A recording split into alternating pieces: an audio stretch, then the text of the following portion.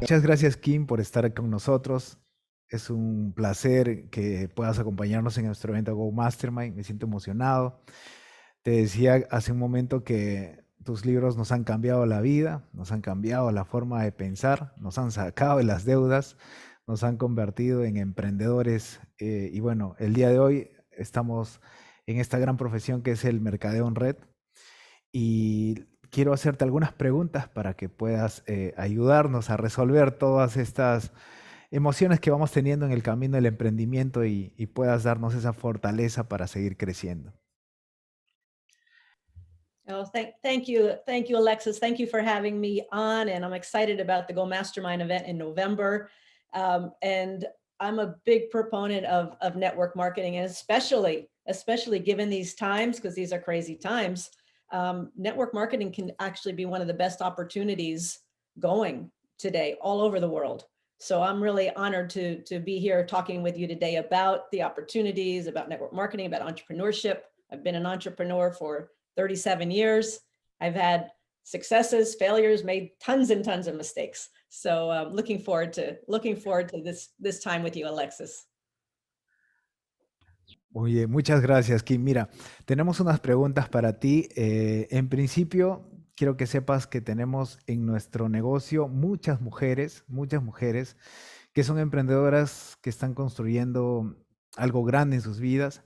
Sin embargo, también tenemos madres solteras, tenemos personas que son casadas, algunas amas de casa, ¿no? Algunas personas profesionales, empresarias, mujeres que incluso todavía están dependiendo de sus ingresos, ¿no? De un trabajo o del esposo, ¿no? Entonces, ¿qué mensaje tú le podrías dar a todas esas mujeres valiosas en este mundo del Oh, emprendimiento, that's Kim? a wonderful question. That's like the $1 million question. I can just speak from my own experience. Ever since I was young, money has the power to enslave us, and money has the power to set us free. I never wanted to be dependent upon somebody for my financial life, my financial well-being, because I felt that that would keep me trapped. And I wanted to be very free to live the life I wanted to live. That being said, it's tricky sometimes in marriages and relationships. And I encourage women, ideally in the network marketing industry, this is something you can do together, learn together, grow together. And if you're not going to do the business with your spouse or your significant other, learning about money together is very, very important. I would think both parties would want to have the knowledge and the security of knowing that if something were to happen to the other person, that the other person would be taken care of. So money is a very psychotic subject. There's a lot of energy, a lot of emotion attached to it. So the more you can take that emotion out and just look at the facts and understand this is where we are, the better you can be. Wow, muchísimas gracias, Kim. Tengo otra pregunta muy importante. La profesión del network marketing tiene personas que están de acuerdo con la profesión del network marketing y hay personas que no están de acuerdo, o sea, como que detractores se podrían decir, ¿no? ¿Cuál es tu punto de vista sobre la profesión del network marketing? Wonderful question. So the network marketing profession is not for everybody. It is not. But if you're interested in business, and especially if you're starting out in business, I was in network marketing. A lot of people don't know that. Early on, I was in network marketing, and I learned more about business in that year and a half I was in network marketing than I learned well more than 4 years of business college. So it's a great training program. What I like about the network marketing industry is that there's 3 types of education.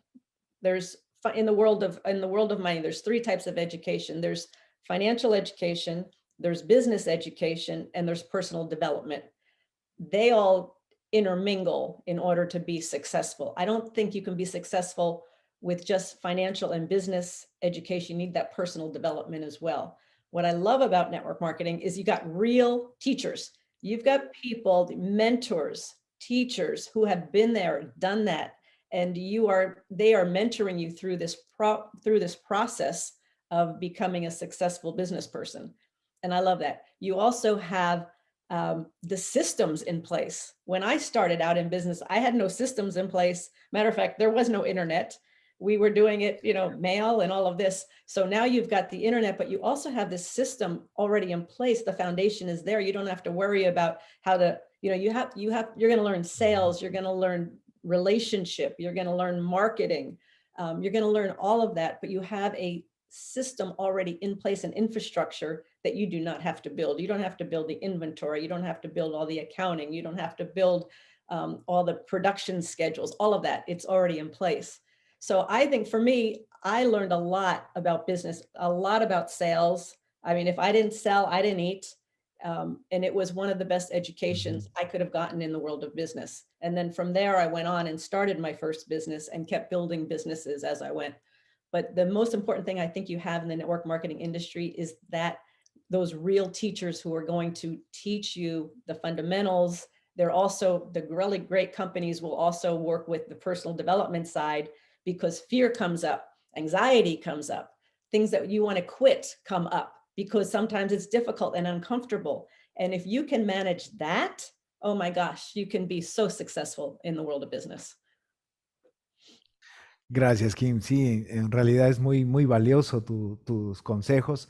Yo quería comentarte de que en el mundo del emprendimiento, o sea, cuando uno está comenzando, siempre uno tiene ese miedo, ¿no? Ese temor a hacer las cosas, o sea, miedo a fracasar, tal vez. ¿Cómo podemos superar ese momento, ese miedo al comenzar? Entonces, ¿tener miedo es bueno, es malo? Fear is a real thing. And that's why we always say start small, because I think the number one fear people have is making a mistake and looking stupid. So for example, when I bought my very first real estate property, it was a little 2-bedroom, 1-bath house. I had the fear of making mistakes. I fear of losing money. What if the tenant moved out? What are my friends gonna say? What if it's a disaster and I fail? So you've got all that going on in your mind. So I always say start small and take baby steps, because if you start small, you're going to make mistakes. That's how we learn. We make mistakes. That's how we learn. And then we learn from the mistake and we get smarter. That's how real learning happens. It doesn't happen by reading a textbook, by studying online. It's about going out there and doing the real thing. And sometimes that's uncomfortable, especially with sales, because sales also, you get a lot of rejection. But again, that's where this becomes stronger and stronger. So I like to start small, take baby steps, and then you grow and grow and grow and grow and learn from there. If I started out with a 100-unit apartment building, I would have been a huge failure, because I don't know how to operate. I didn't know how to operate a 100-unit apartment building. So I started with a little 2-bedroom house. So you start small and you build and you build, and just at some point, I hate making mistakes. But I know when I make a mistake, I get excited, because a mistake just shows me something I didn't know. So I know by making the mistake and looking at it and learning from it, I'm going to get smarter. So again, you've got a bit of a safety net in the network marketing industry, because you've got these people that have been there and done that, and you're kind of walking in their shoes as well. So the fear, I don't know that it ever goes away, because you keep taking on bigger and bigger projects. I have a fitness trainer, and he says, you have to get comfortable being uncomfortable, because if you're going to grow, you got to stretch yourself, and to stretch yourself, you've got to get out of your comfort zone. And when you get out of your comfort zone and then you succeed, that's where the big ahas and breakthroughs, and that's where the great learning comes from. That's where real growth happens. So fear can be, I never want to allow fear to stop me. And I have to manage the fear going forward, knowing that I'm going to go into uncomfortable situations and I'm going to make mistakes. And you know what? I'm going to get smarter.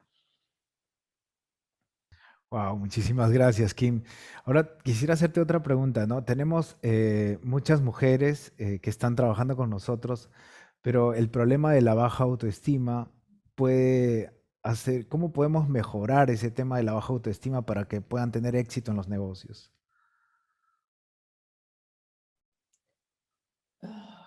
Boy, that again, I mean, for me, it's so there's different ways of learning. The second best way of learning in terms of retaining what you learn is by simulation. So games, that's why Robert and I created the cash flow board game, because we wanted people to experience it before going out there and spending their money. They play a game to simulate the real thing. The best way to learn is by doing the real thing. So for me, the only way my confidence was built was, again, taking small steps and taking action, and then small steps and Ujú. taking action. So I'll just share with you one thing I've been studying recently, and it comes out of neuroscience. And we actually, some women and I put this into a program, and it's all about how real transformation happens, how real change happens. And I used to think it was 2 steps. It's actually 4 steps. And the first step for transformation is you get information. So you go out there and you learn something, or you read about something, or somebody tells you something, you go attend a seminar, attend a lecture, you get some information. The next step is then you take action. And I always thought those were the 2 most important steps. Anytime you take action, you have feedback. So if I smile at you and you smile back, that's feedback. If you touch a hot stove and burn your finger, that's action and feedback. So once you take an action, so let's say you're starting out in Go Mastermind, and your first sale, they say no. And you go, that's feedback. So what didn't I do? What did I do right? What didn't I do? What can I do better? And then you go out there, and so that's the feedback. Every action has feedback, and you've got it. That's one of the most important things, is to pay attention to the feedback. Because sometimes we go, oh, I failed. Oh, I'm not going to do anything else. No, there's feedback, and that's where the real learning and value is. And then the 4th step is called incubation. And incubation is where it's kind of internalizes. It's your time for yourself. It might be meditation. It might be a walk in the park, a walk in the woods. It might be you just sitting by yourself journaling. It's time where you take the learning and kind of incorporate it into your being. So if you can think about those 4 steps, every time you get some information, you take action, the action gives you feedback, and then you can incubate it and kind of make it part of you. That's how change happens. And that's where a woman's self-confidence will come up, because you take those small steps and you take those actions, you're gonna make progress, and you're gonna learn. So I'm a huge proponent of doing the real thing, of getting out there and taking action, not talking, not just studying. Matter of fact, reading a book and going to a lecture is one of the worst ways to actually retain learning. You get that information, and then you go do something with it, and that's where your self-esteem will skyrocket. That's what worked for me. Wow, muchísimas gracias, Kim.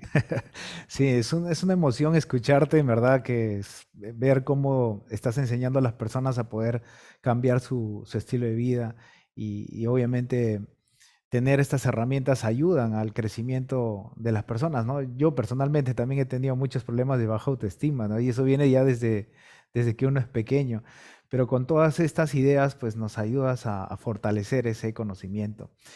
Kim, ¿y cómo podríamos nosotros como emprendedores, sabiendo que tenemos un cierto ingreso, tal vez no sea mucho ingreso residual que le llamamos acá, cómo podríamos invertir nuestro dinero y tiempo sobre todo, ¿no? Que son 2 cosas importantes en la vida.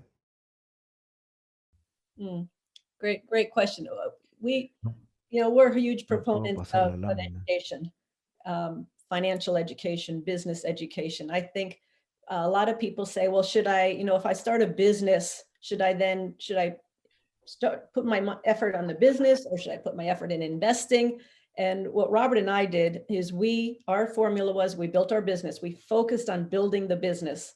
And once the business got strong and the cash flow started flowing, then the cash flow from our business bought our assets and our investments. So I'm always a big proponent of building the business first, really, because it takes a lot of energy and a lot of attention. So build that business first, get that strong, because that's going to be a great asset for you. Your business will be a huge asset for you if you put the time and the focus on. We are lifelong learners. We never stop learning, always seeking out people that know more than we do, reading books, attending seminars, things like that. Because the times are changing so quickly, as we all know, crazy times. And so to keep up, and with the internet, information is so accessible, but then you've got to weed through it to figure out what information do I want to put in here and what information do I not want to put in here? What teachers do I want to get my information from, and which teachers do I not want to get my information from? So again, we're big proponents of learning, putting it into practice, build the business first and get that strong and get the cash flow from your business, then buys your assets. One other thing I want to say about these times that we're in right now, because the future is so fuzzy and we're not sure which way, and this is every country almost throughout the world. And it's like we are in an emergency right now. We're in emergency. And if you look at the root word of emergency, it's emerge. So out of an emergency can come great opportunities, or you can just sit back and be a victim of it. So we look at emergency as this is an opportunity to emerge. What is needed and wanted? What can I do differently than I'm doing now? Because many people are forced to do things differently because of situations and the environment. So now is an opportunity. It could be your greatest opportunity, or it could be your greatest failure. So I want to look at this as this is a great time to start thinking differently, to start seeking out new teachers, seeking out new information, because this is the time where it's a make or break opportunity. Excelente, Kim, muchas gracias. Cuando hablamos de mentalidad, ¿no? Mentalidad, cuando hablamos de metas y de productividad, sobre todo en mercadeo en red, porque aquí las personas a veces lo hacen a medias o a veces hay personas que quieren lograr resultados rápidos. ¿Cómo podríamos o qué nos aconsejas para ser más productivos, tener una mentalidad ganadora?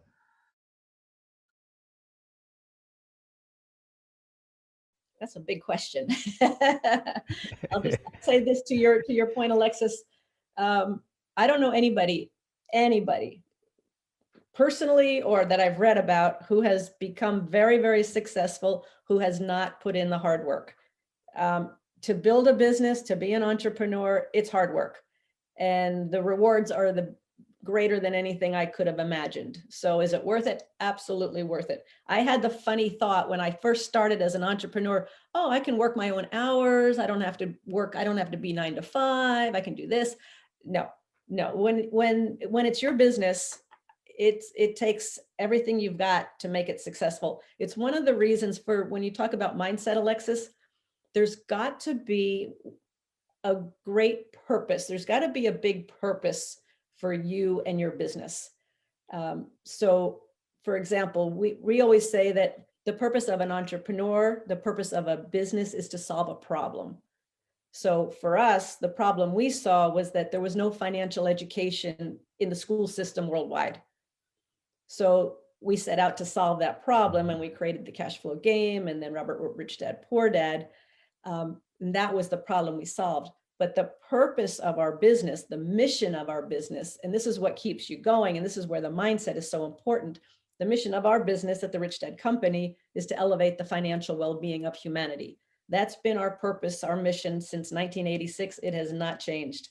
And because of that, when things get tough, when you want to quit, when you hit a setback, you hit an obstacle, you hit that brick wall, you keep that big purpose in your mind and keep it in the forefront of your mind. And that's what will keep you going. If your purpose is to just make money, you're going to quit. It's not a big enough purpose. To make an extra $5,000 a month, not a big purpose. And you'll come up with every reason why this is too hard. Oh, they're being too demanding on me. Oh, I just can't do this. I'm not smart enough. You'll come up with all the reasons, because when you get in uncomfortable situations and when you have to work so hard, you want to find a reason to quit. So that reason why, I call it the reason why you're doing this has got to be bigger than making money. It's got to be bigger than just you and your family, to be honest. It's got to be something that is going to keep you going. It's going to drive you forward when times are tough. That's what we do. That's what we've done.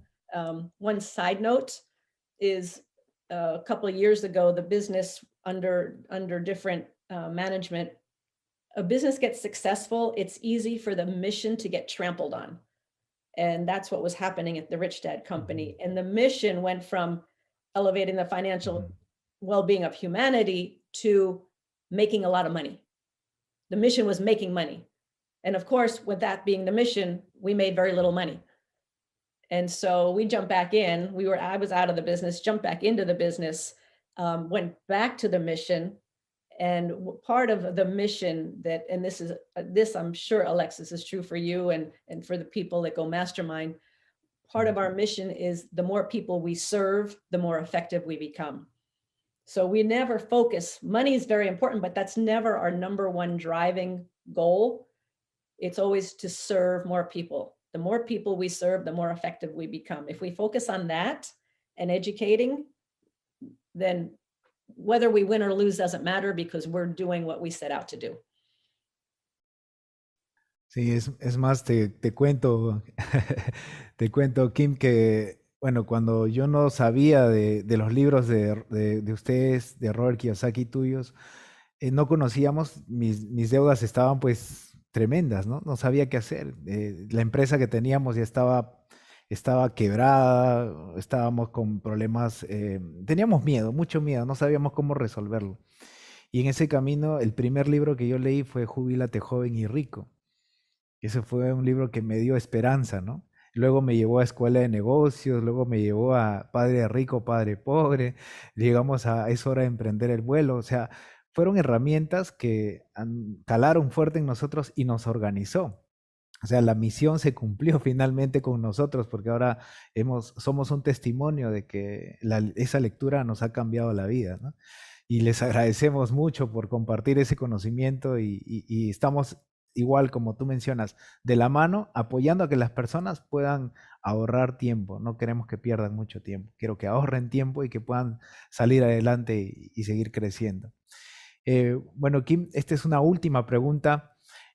Para ti me gustaría que nos puedas contar qué nos traes para el Go Mastermind. ¿Qué mensaje nos tienes para el Go Mastermind?